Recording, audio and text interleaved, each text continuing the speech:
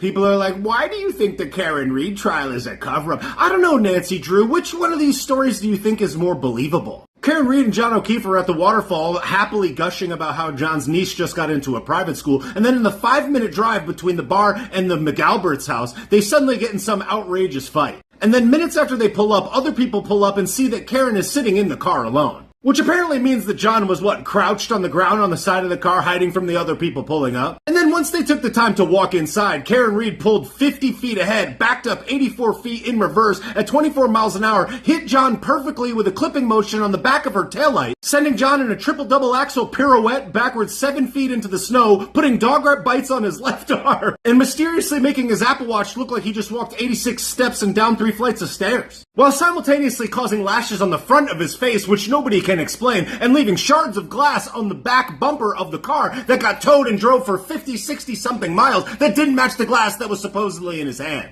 And then Jen McCabe butt dialed John's phone 7 times, and then Higgins, after a long day at work, decided at 2:30 in the morning after throating whiskey gingers all day, decides he's gonna go back to the police station at 2:30 in the morning to move cars. And then he's caught on a surveillance camera texting, making phone calls in the parking lot, which he says he doesn't remember because they were butt dials.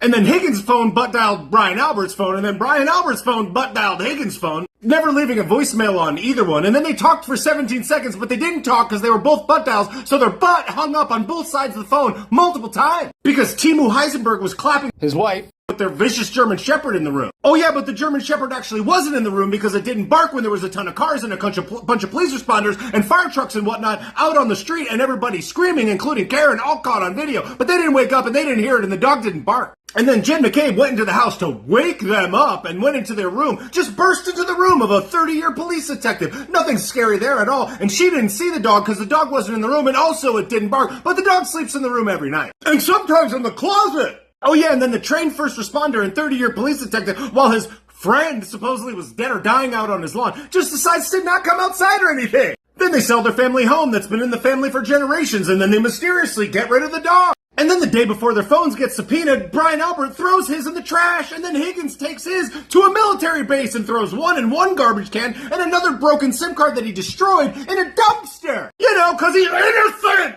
And then at 2 o'clock in the morning, Jen McCabe goes to her house and gets on her phone and watches It's Raining Men on YouTube and doesn't search Haslong to die in the cold because some nerd said that it happened 4 hours later for no reason. Because I don't know about you, because when my friend is dead or dying in the lawn and there's first responders tending to him, I just pull up a quick Google search to see how long it would be before he died in the cold, even though he's right in front of me. So if you're paying for your cell phone minutes by the call, you better not go to Canton, because you'll just have all your friends butt dial each other 30 times in one night. Oh yeah, and did I forget to mention that when John got hit by the car, supposedly, his phone landed underneath his body, and they brought a guy to testify that that was the case, and they said, how did that happen? He goes, just because it did!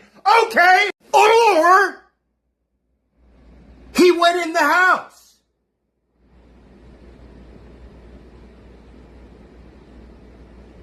Which is more believable?